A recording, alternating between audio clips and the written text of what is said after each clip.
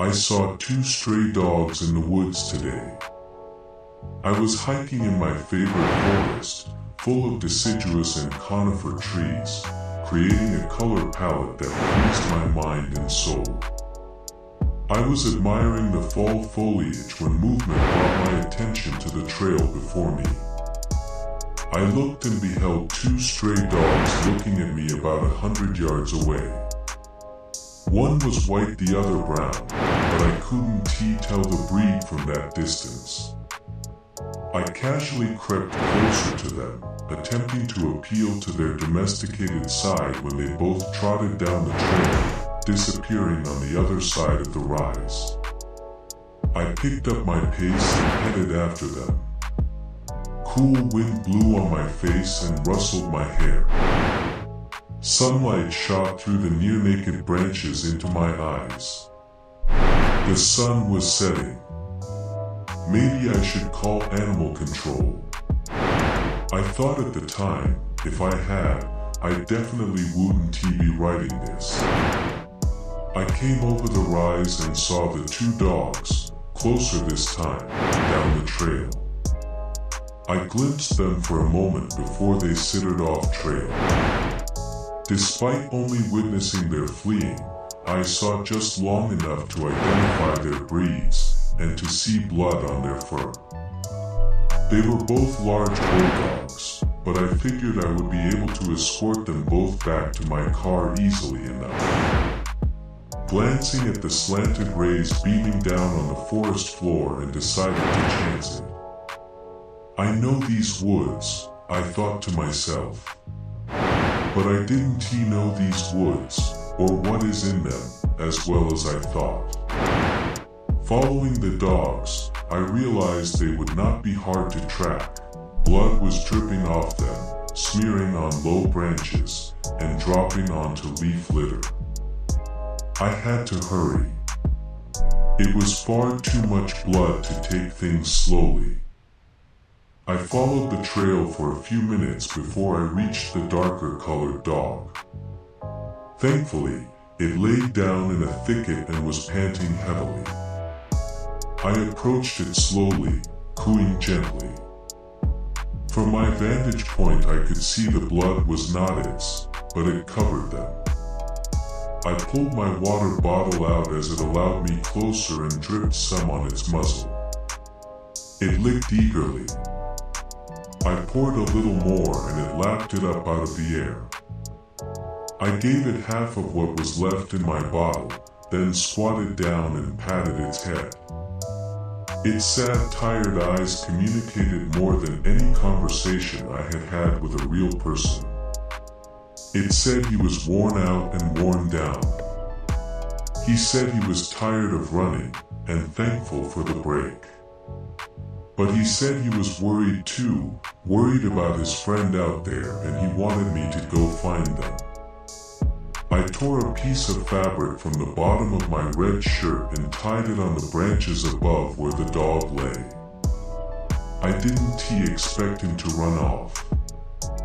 I continued down the blood trail in the dying light. I walked for too long. Too long if the dog losing this amount of blood was to be found alive. I almost gave up, cut my losses, and was thankful for finding just one of the dogs, when a strange call caught my attention. I pulled out my phone's flashlight and squinted into the darkness. I listened for the call again but heard nothing. Absolute silence filled the voids between the darkening trees. Their sturdy trunks, once so inviting, now pillars supporting the dark ceiling that enveloped me and all the forest with it. Then I heard the other dog whine.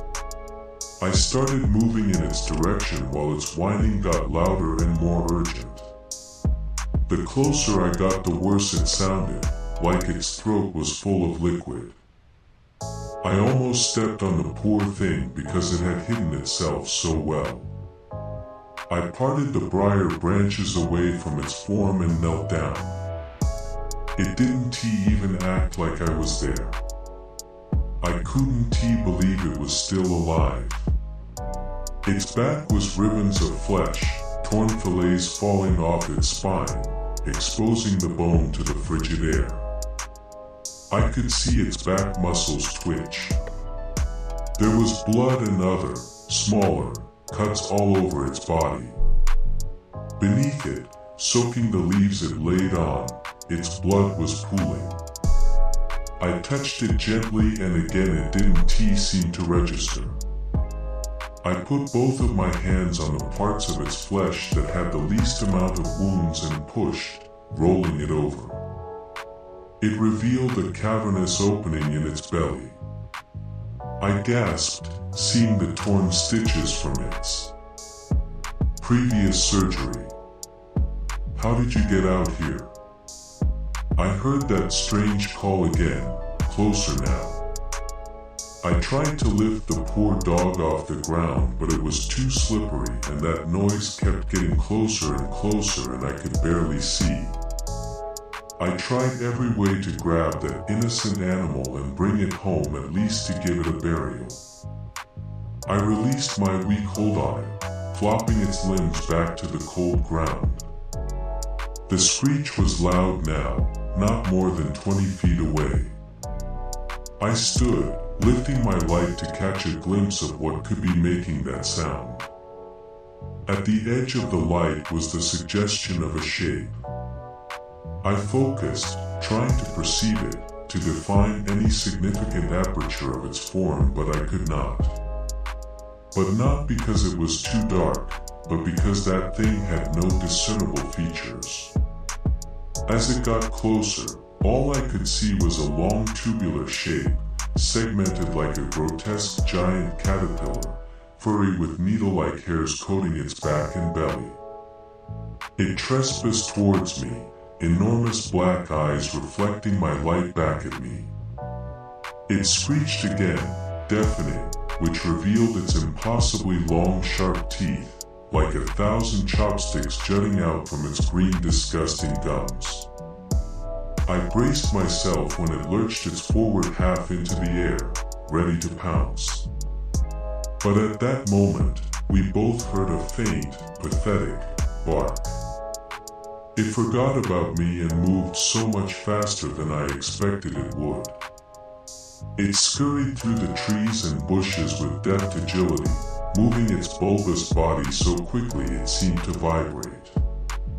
I bolted after it, dodging low-hanging branches, vaulting shrubs and thickets, bulldozing through briars. The light of the full moon burst through the clouds now, illuminating the surrounding woods, pale and cold. I could see the beast surging next to me, its ridiculous movement almost laughable in the low light. The dog barked again, altering the monster-esque course, and mine with it. It moved closer to me now as we both ran. Almost side by side we were moving towards our shared goal, get to the dog first. I tried to think of what to do, anything at all that could prevent this thing from hurting and killing another innocent animal. I looked ahead and thanked the stars that I saw my solution.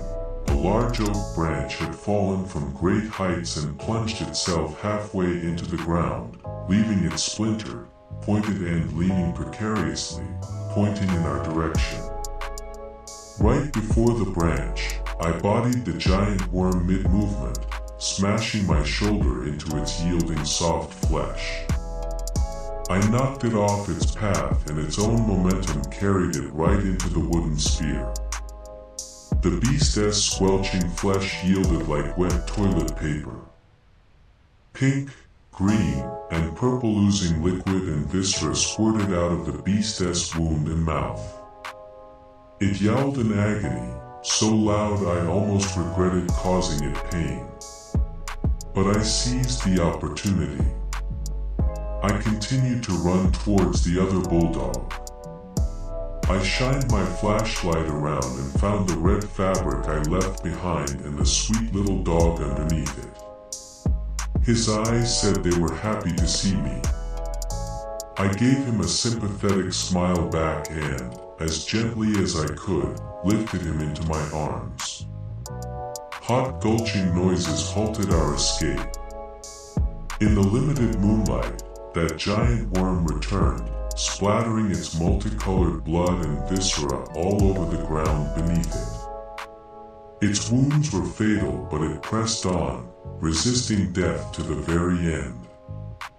I squared my shoulders to it and it halted. For a fleeting moment, we stared. I wondered what this thing was, where it came from, and why on earth it would want to hurt dogs. It reared its ugly form into the air and gathered breath for its last cry.